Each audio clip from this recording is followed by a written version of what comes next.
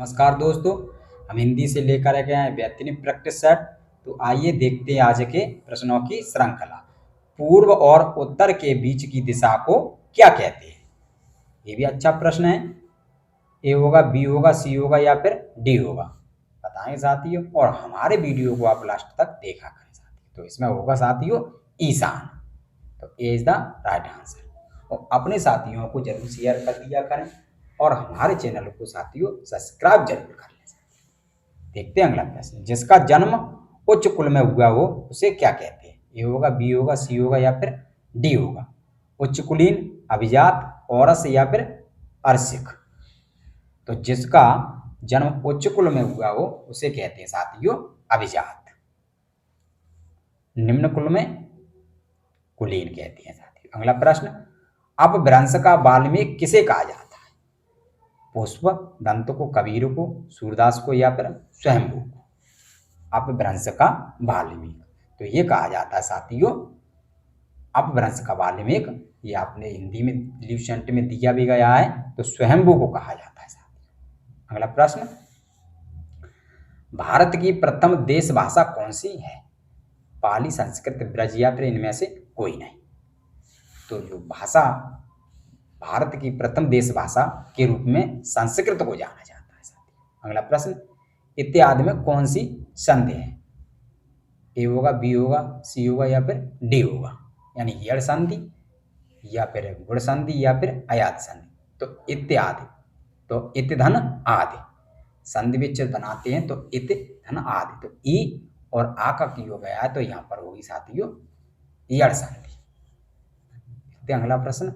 हिंदी भाषा में वे ध्वनियां कौन सी हैं जो दूसरी ध्वनियों की सहायता से बोली जाती हैं? तो ए होगा, बी होगा, सी होगा या फिर डी होगा? स्वर, व्यंजन या फिर वर्ण? जो दूसरों की सहायता से बोली जाती हैं, तो दूसरे की सहायता से बोले जाने वाली क्या कहलाती हैं? कहलाती हैं साथियों व्यंजन। अगला प्रश्न। अंधे के हाथ बटेर लगना से क्या तात्पर्य है? अंधे के हाथ बटेर लगना, ए होगा या फिर बी होगा या फिर सी होगा या फिर डी होगा?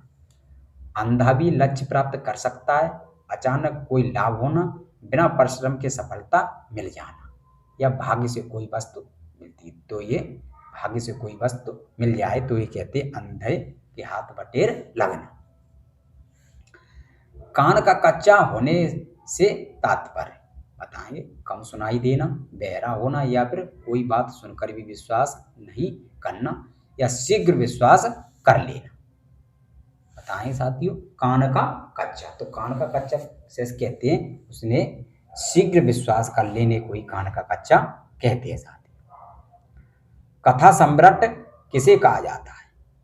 ए होगा, बी होगा, सी होगा या फिर डी होगा? प्रेमचंद को, जैनेन्द्र कुमार को, अज्ञे को या फिर हरीश्वर नाथ रेणु? तो कथा सम्राट के नाम से जाना जाता है साथियों। बताएंगे ये तो सभी को आना चाहिए, और माने हुए प्रसिद्ध कवियों के रूप में कवियों में माने जाते प्रेमचंद, तो कथा सम्राट के नाम से प्रेमचंद को जाना जाता है। अथ का विलोम शब्द है इत, समाप्त, संपूर्ण या फिर सथ? बताएंगे अथ का विलोम शब्द होता है इत साथियों। अधुनातन का विलोम शब्द है बताएंगे? पुरातन, भूतकालिक, प्राचीन या फिर विगत?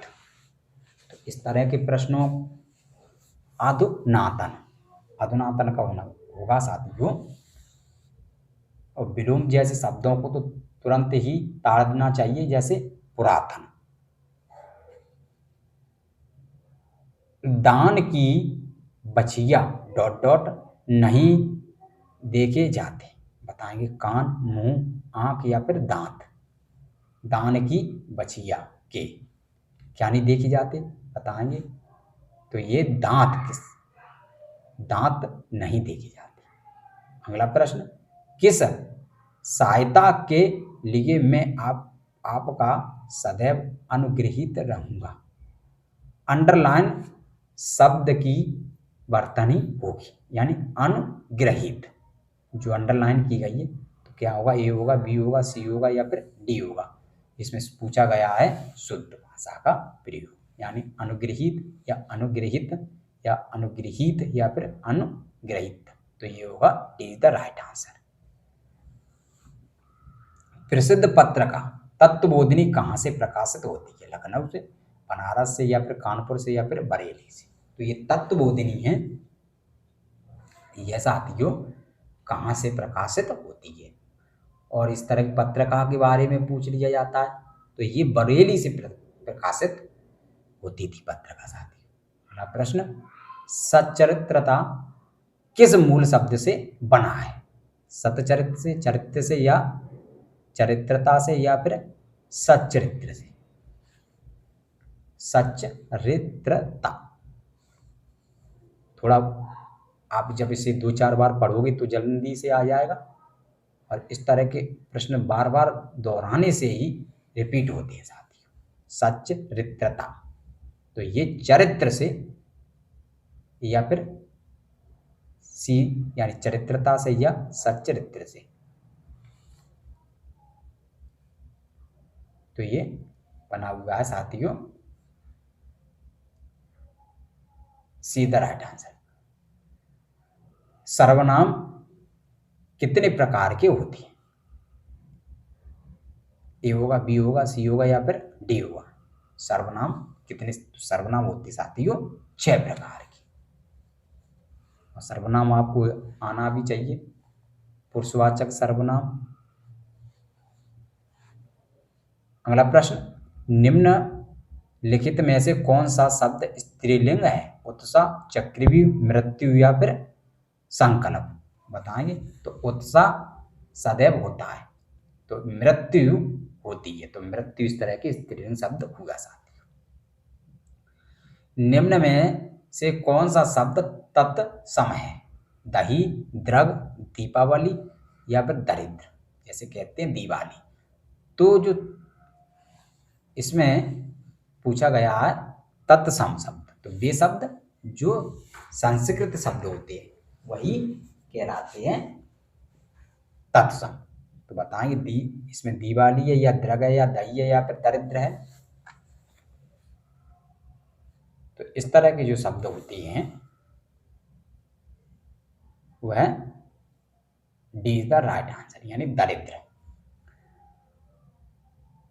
आतिशबाजी शब्द किस भाषा का शब्द है? ए होगा, बी होगा, सी होगा या फिर डी होगा। यानी आतिशबाजी अरबी, फारसी, तुर्की या फिर पुर्तगाली। आतिशबाजी, इस तरह के शब्द आतिशबाजी जो शब्द है ये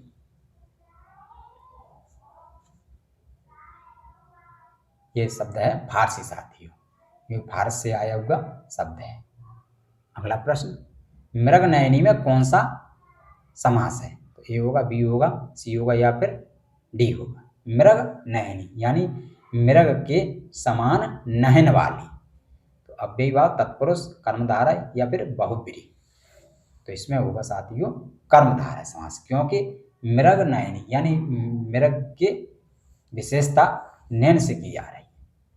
युधिष्ठिर में कौन सा समास है? ए होगा, बी होगा, सी होगा या फिर डी होगा। तो युधिष्ठिर युद्ध में स्थिर, युद्ध में स्थिर। तो इसमें विभक्ति का भी प्रयोग किया जा रहा है साथियों। तो जब विभक्ति का प्रयोग किया जाता है तो इसमें युधिष्ठिर युद्ध में स्थिर, तो यहाँ अव्ययीभाव भी समास सही होगा। वायसराय में किस प्रकार का उपसर्ग हुआ है? संस्कृत, हिंदी, अरबी या फिर फारसी। बताएंगे। वायसराय, तो इसमें अंग्रेजी शब्द का प्रयोग किया जा रहा है, यह इसमें उपसर्ग भी बना हुआ है अंग्रेजी का। ढोलक शब्द में कौन सा प्रत्यय? बताएंगे। कौन सा प्रत्यय? लक, यानी लक या अ या का या फिर या अक, यानी जो शब्द के अंत में जुड़ते हैं वह प्रत्यय कहलाते हैं। तो इसमें ढोलक, तो इसमें जो बाद में क शब्द आ रहा है तो ये इसका प्रत्यय होगा साथियों, सीधा राइट आंसर।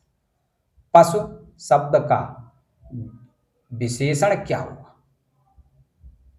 ए होगा, बी होगा, सी होगा या फिर डी होगा, यानी पार्श्विक, पशत्व या फिर पशुपत या फिर पशुतत्व। इसमें होगा पार्श्विक साथी। अगला प्रश्न, निम्न में से कौन सा वन का पर्यायवाची नहीं है? ए होगा, बी होगा, सी होगा या फिर डी होगा। अरण्य, कानन या फिर अटवी या फिर वनराज।